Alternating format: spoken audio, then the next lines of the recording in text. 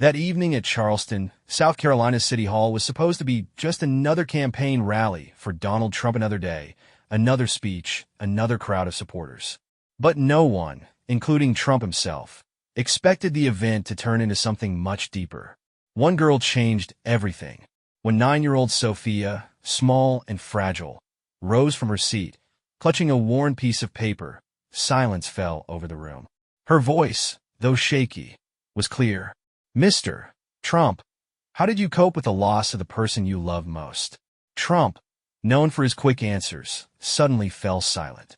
The question she asked was not about politics, money, or power. It was personal, and he had to find the strength to answer. The evening in Charleston had begun like any other campaign stop for Donald Trump. The town hall was filled to capacity. An eager crowd gathered in anticipation of his speech. The air inside the hall was thick with expectation, the buzz of pre-event conversations filling the space like static electricity before a storm. Rows of folding chairs stretched toward the modest stage, where an American flag stood prominently behind the podium. Trump had entered the room to roaring applause, his signature gestures and confident posture immediately commanding attention. He thrived in these moments, when the energy of the crowd fed into his words, making them sharper, bolder, more absolute. As he began to speak, the rhythm of the evening settled into something predictable. Rousing statements, applause breaks, the occasional cheer from an enthusiastic supporter. For nearly an hour, the topics followed a familiar course: economic growth, border security, the future of American industry. He spoke about resilience, about winning, about strength. He reminded the crowd that America did not bow to pressure, did not waver in its convictions. The audience responded as expected. Waves of clapping, affirming nods, murmured agreements exchanged between neighbors. It was the kind of energy that had carried him through past events, the kind he could navigate with ease. Then came the Q&A session. The room's energy shifted slightly. The controlled, rehearsed flow of a speech transitioned into something more unpredictable. Supporters and skeptics alike lined up behind the microphone stands, waiting their turn. The questions varied, some pressing, some complimentary, others meant to test him. Then, from among the voices, a different kind of question emerged. It was not asked with the force of a critic or the admiration of a supporter. It came from a child. 9-year-old Sophie, standing small and uncertain, clutched a piece of paper between her hands, the corners folded and refolded from nervous fingers. She had been waiting, watching the adults ahead of her speak with confidence, their words measured and deliberate. Now, with her mother's gentle encouragement, she stepped forward. Her voice, though soft, carried through the microphone clearly. "Mr. Trump," she began, her hands gripping the paper tighter, "how do you get through losing someone you love?" The moment the question was spoken, a hush fell over the hall. The shift was almost imperceptible at first, like a ripple through water. People leaned forward slightly, eyes turned toward the stage with new curiosity. It was not a political question. It was not a challenge or an endorsement. It was something else entirely. Trump, who had been resting one hand casually on the podium, straightened slightly. He opened his mouth, as if to respond instinctively, but the words did not come as easily this time. His usual quick cadence faltered, replaced by a moment of stillness. He looked at the girl, then out over the audience, his gaze passing over the familiar banners, the eager faces. For once, the energy of the room did not feel like something he could control. Loss. It was a word with weight, with history, with ghosts that never truly left. He had built his career on strength, on power, on forward motion. But now, in the presence of a child who had likely experienced a kind of pain too great for years, he found himself confronted with something he rarely spoke about. The room remained silent. No reporters interrupted with murmured commentary. No restless movements disrupted the moment. The crowd, so often boisterous, was holding its breath. Finally, Trump leaned forward slightly, gripping the podium, his voice quieter than before. "That's a tough question," he admitted, and for the first time that evening, there was no certainty in his tone. He took a breath, as though reaching for something distant. "When I was younger," he began, his words measured, "I thought loss was something you could overcome with time, with work, with enough distractions. I thought if you kept moving, if you stayed ahead, you wouldn't have to face it. He exhaled sharply, shaking his head slightly. But that's not how it works. The weight of the words settled over the audience. There was no applause now, no affirmations. There was only the quiet acknowledgement of something deeply human. Trump's fingers drummed against the podium as his gaze dropped momentarily. When he looked up again, there was something different in his expression, something stripped of bravado, something unguarded. "I lost my brother, Fred," he said finally. "He was kind, smarter than me in a lot of ways, had a heart bigger than I ever could, but he struggled, and no matter how much I wanted to help, I couldn't save him." The room remained transfixed. "I was angry," he admitted. "Angry at him, at myself, angry at God, maybe, because you think you have more time. You always think there's another conversation, another chance to fix things." He let the words hang for a moment, as if feeling their weight again after all these years. "But when they're gone," he continued, voice steadying, "you realize that the only thing you have left is what you do with what they taught you, the way you carry them forward." Sophie hadn't moved. Her small hands, still clutching the paper, had loosened slightly, her eyes locked onto him as though waiting for something more. Trump met her gaze directly. "The truth is," he said, "you don't ever stop missing them. You just learn to live in a way that honors them." A murmur passed through the crowd, quiet, reverent. Some nodded. Others glanced toward loved ones beside them. A woman in the second row wiped at her eyes with the sleeve of her sweater. For once, there was no politics in the room, no division, only shared understanding. Trump took a step back from the podium, his posture shifting slightly, as if releasing a breath he hadn't realized he was holding. "You asked me how you get through it," he said finally, his voice steady but softer.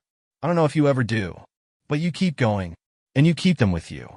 A stillness lingered even as he finished speaking, the impact of his words settling over the hall like dust in quiet air. And then, softly at first, a few hands came together in applause, gentle, measured. Others joined, and soon the entire room was standing, not in fervor, not in excitement, but in something closer to understanding. Sophie looked up at her mother, who reached down and squeezed her hand. Trump turned his gaze back to the girl, offering a small nod, and for a moment, the two of them stood in quiet agreement. The night had changed. The air inside the Charleston town hall remained heavy long after the moment had passed. The applause had faded, and though the night was moving forward, something imperceptible had shifted. The crowd, once expectant with political fervor, now carried a quiet introspection. A silence that had nothing to do with policy or party lines lingered between them like an unspoken acknowledgement of the words that had been shared. Donald Trump stood at the podium, his hands resting lightly on either side, his fingers idly tapping against the wood. The rhythm of the night had altered, and for the first time in what felt like years, he was not in control of the momentum. That little girl's question still echoed in his mind. How do you get through losing someone you love? It had been simple, yet it had unraveled something he rarely allowed himself to dwell on. He had built his life around moving forward. Always forward. Grief was not a luxury he could afford, nor one he had ever been willing to entertain for long. Loss was inevitable. The strong endured it, and the weak were consumed by it. That was the logic he had followed, the belief that had carried him through every personal and professional battle. But tonight, under the fluorescent lights and the expectant eyes of hundreds, something deeper stirred. He had seen it in the girl's eyes, Sophie. Her question had not come from curiosity. It had come from experience. She had lost someone, and she was searching for an answer that no one had been able to give her. Maybe she thought he could. Maybe she believed that behind all the bravado, behind the power and the presence, he understood something about that kind of pain. And the truth was he did. After leaving the stage, he made his way toward a quieter corner of the hall, shaking hands as he went. Faces blurred together. Supporters, skeptics, people thanking him, others offering quiet nods of acknowledgement. But his mind was elsewhere, lost in a time before all of this, before the stages and the crowds, before the weight of the world had settled onto his shoulders. He thought about Fred. His older brother had been everything he wasn't. Gentle, kind, unburdened by the relentless hunger for success that had defined the Trump name. Fred had wanted a different life, one free from the pressures of empire building. He had chosen his own path, and in doing so, had distanced himself from the family business, from the expectations that came with it. And then he had fallen. Trump had tried to help him, but not in the way Fred needed. His version of help had been commands, expectations, instructions on how to toughen up, how to fight back against his own demons. But Fred hadn't been built for battle. He had been built for something softer, something more human. And in the end, that difference had cost him everything. Trump had buried the pain deep. He had turned it into fuel, into a lesson, into a warning of what happened when someone let themselves be weak. He had convinced himself that loss was simply another kind of failure, avoidable if one was strong enough, smart enough, ruthless enough. But that had been a lie. He knew that now. The crowd was beginning to disperse, people filing out into the cool Charleston night, but Sophie and her mother had not left. He noticed them standing near the back, the little girl's hands still clutching the now-creased paper she had held during her question. He wasn't sure why, but he found himself moving toward them. When he reached them, Sophie's mother straightened slightly, surprised, but Sophie simply looked up at him with the same quiet intensity she had displayed earlier. The weight of the moment had not left her. She wasn't just a child asking a question. She was someone carrying a burden that no child should have to bear. For a long moment, neither spoke. And then, without preamble, Sophie extended the piece of paper toward him. He hesitated before taking it. The handwriting was small, careful, but slightly uneven. A child's attempt at neatness. The words written there were simple. I lost my dad. I don't know how to stop missing him. He stared at the words, and for the second time that night, something inside him wavered. He had answered her question on stage, but this was different. This was raw. This was real. He folded the paper carefully, sliding it into his jacket pocket, and for a moment, he simply stood there. He wasn't sure if there was anything he could say that would make a difference, anything that would ease the weight she carried. But then he did something he rarely did. He spoke without calculation, without certainty, without the armor he so often wore. You don't stop missing him, he said quietly. You carry him with you. Sophie nodded, as if she already knew that, as if she had simply needed to hear it from someone else. Her mother squeezed her shoulder gently, and then, with a small, grateful smile, they turned to leave. Trump watched them go, standing still even as the rest of the town hall emptied around him. Later that night, long after the crowd had gone home, he sat alone in his hotel suite, the lights of the city stretching out beyond the window. The folded piece of paper lay on the table before him. He thought about Fred, about Sophie, about loss. For the first time in a long time, he allowed himself to acknowledge the truth he had spent years running from. Loss was not something to be overcome. It was something to be carried, something that shaped you, changed you, stayed with you. He reached into his pocket and pulled out his phone. After a long moment of hesitation, he typed out a message to someone he hadn't spoken to in years. Fred's best friend, a man who had known his brother in a way he never had. Tell me about Fred, the message read. Asterisk, tell me the things I never knew. Asterisk, it was a small thing, a quiet thing, but as he pressed send, he realized it was the first real step he had taken toward understanding, toward facing what had been left unspoken for so long. And maybe, just maybe, it was the first step toward carrying his own loss the way he had told Sophie to carry hers. The night stretched on, the city lights flickering in the distance, and for once, Donald Trump allowed himself to sit with his memories, no longer running from them, but learning to hold them. The city had long since gone quiet. The hotel room, perched high above Charleston's dimly lit streets, was empty except for the rhythmic hum of the heating vent and the occasional honk of a distant car. Donald Trump sat in the heavy silence, the folded piece of paper still resting on the table before him. He hadn't touched it since slipping it from his pocket, but he felt its presence like an unanswered question. For the first time in years, he let himself be still. He had built his life around motion, forward momentum, controlled narratives, the constant pressure of staying ahead. He didn't dwell. He didn't linger. But tonight, something was different. He found himself staring at the creases in the paper, tracing the memory of Sophie's small hands, folding it over and over in nervous repetition. He knew what it meant to hold on to something like that. He had done it himself, though he had never admitted it. Long before the political rallies and the boardrooms, before the television shows and the skyscrapers, there had been moments when he had held on to memories so tightly they threatened to pull him under. But he had buried them, compartmentalized them into lessons rather than losses. It was the only way he knew how to survive. Yet, tonight, he couldn't bury this. He thought of Fred. The memories always came in fragments, snapshots of another lifetime. A brother who had been kind in a way he had never understood, who had carried the weight of expectations differently, more softly, as if trying to absorb the blows instead of deflecting them. Fred had been someone who didn't fight back in the same way, who hadn't seen the world as a battlefield, but as something gentler, something worth navigating with kindness. And maybe that had been his undoing. Trump had spent years telling himself that he had done what was necessary, that pushing Fred harder had been the only way to save him. But that was the lie grief had taught him to believe. Because the truth, the one he had spent decades avoiding, was that some things were beyond fixing, no matter how much force you applied. He let out a slow breath, rubbing a hand across his forehead. The years had passed, and yet the weight of it remained. It was different now, not sharp like it had been, but heavier, like a shadow that stretched longer as the day faded. And now there was Sophie, a little girl with a question that had shaken loose something he hadn't expected. He saw something familiar in her, not in her innocence, but in the way she carried her pain. The way she gripped it with both hands, unsure of how to set it down. That was what grief did. It didn't leave. It changed form, but it never truly left. He reached for his phone. The message he had sent earlier to Fred's old friend remained unanswered. Maybe that was for the best. Maybe some things were better left in the past. And yet part of him wanted to know, needed to know. Not just about Fred, but about the parts of him he had ignored, the things he had been too blind or too stubborn to see. Memories flickered.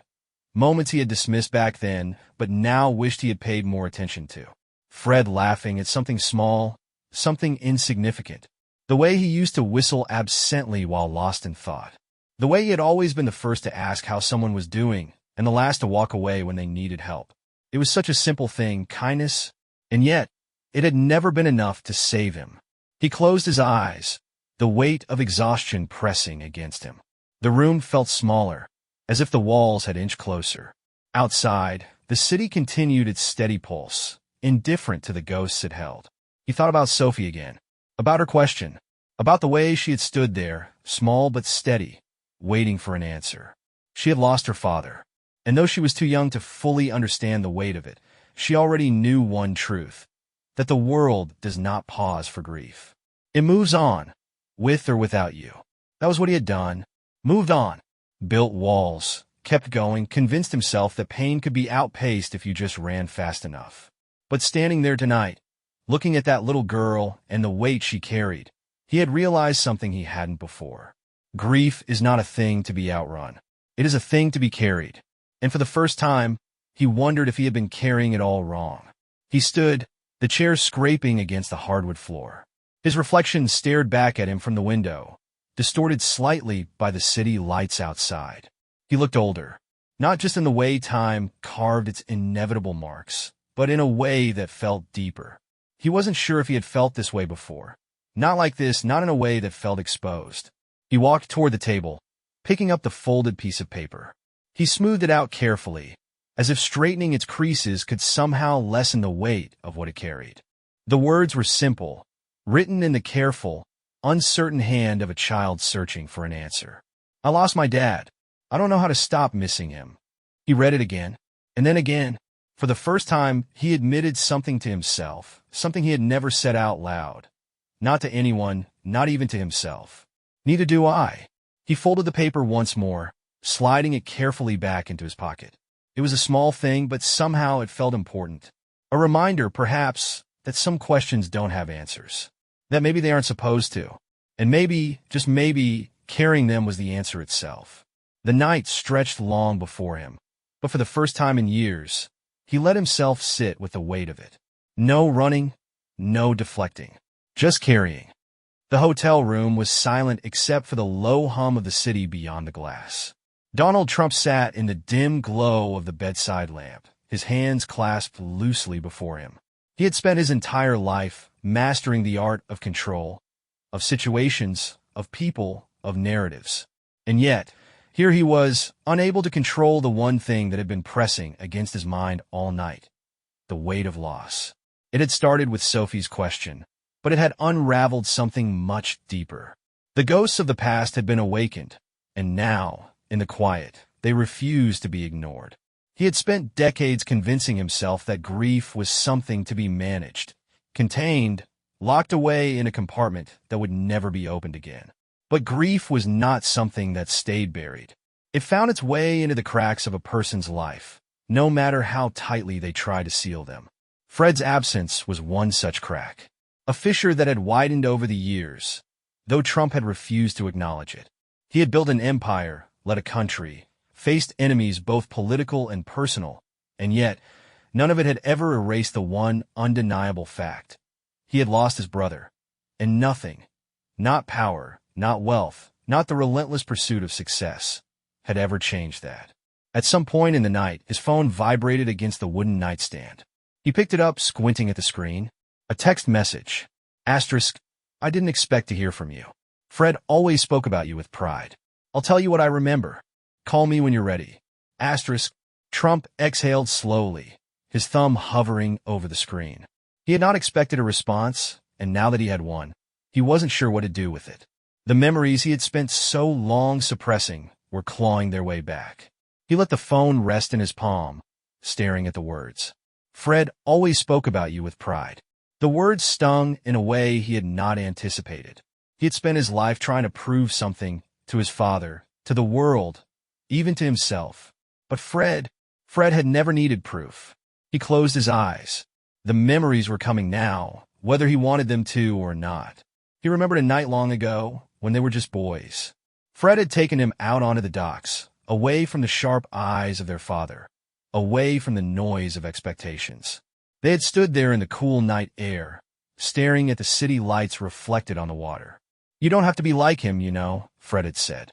His voice had been calm, as always, carrying none of the sharpness their fathers did. You could be your own, kind of strong. Trump had scoffed then, brushing off the words. Being strong means winning. Fred had only smiled, shaking his head. Maybe. Or maybe it means knowing when to stop fighting. He hadn't understood it then. Maybe he still didn't. But now, sitting alone in the quiet hotel room, he realized that Fred had been right about something else too. Strength wasn't always about power. Sometimes it was about what you carried and how you carried it. He reached for the folded piece of paper Sophie had given him earlier that night. He smoothed out its edges, reading her words again. I lost my dad. I don't know how to stop missing him. For the first time, he let himself truly consider what that meant. Not just for her, but for himself. He had spent so much time pushing forward, refusing to look back. But now, in the stillness, he saw the truth. The past wasn't something to be outrun. It was something that had to be carried. He thought about Sophie, about the way she had clutched that paper as if it held the answer to a question she had been afraid to ask out loud. And he thought about Fred, about the way he had once stood beside him on that dock, trying to teach him something he had not been ready to learn. Slowly, he pulled out his phone.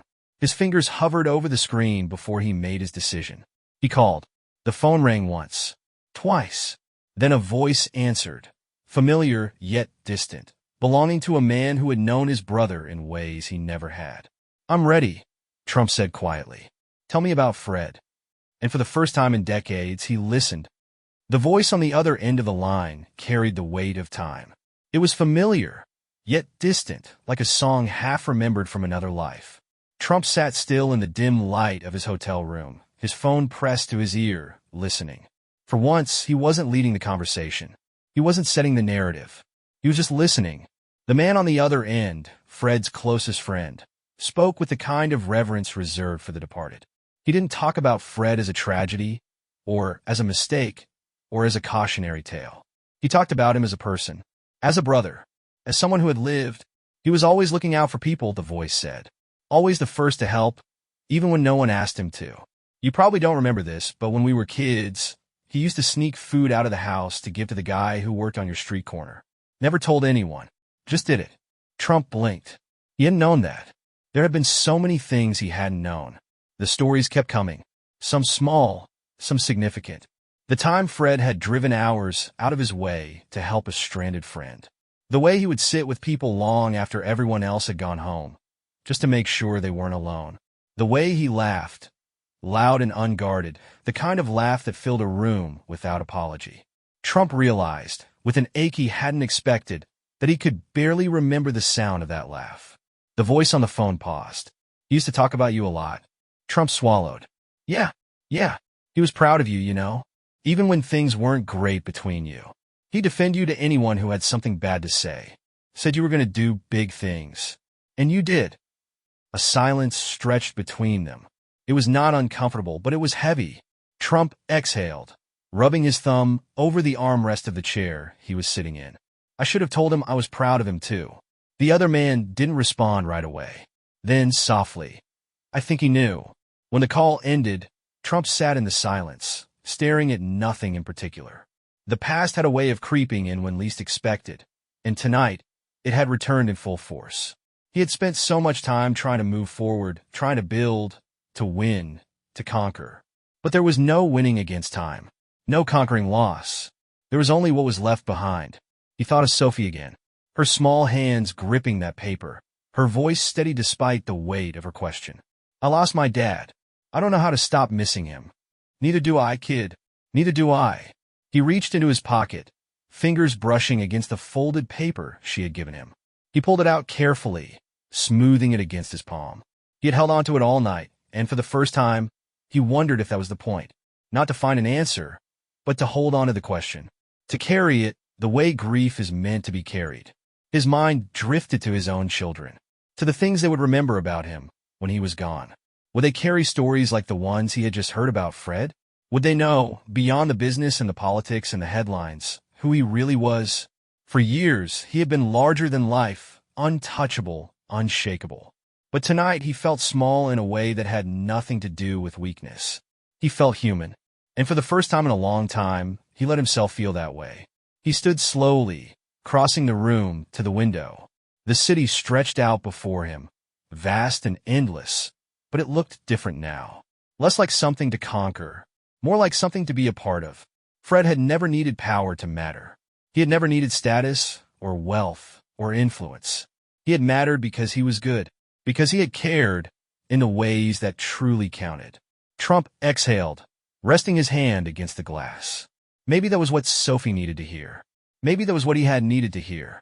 Slowly, he walked back to the table, picked up a pen, and turned the piece of paper over. Then in careful, deliberate letters, he wrote, "You don't stop missing them, but you live in a way that would make them proud." He stared at the words for a long moment. Then he folded the paper carefully and slipped it back into his pocket. Tomorrow, he would make sure Sophie got it back. But tonight he would sit with his memories. He would let them breathe. He would carry them the way they were meant to be carried. And, for the first time, he would not run from them.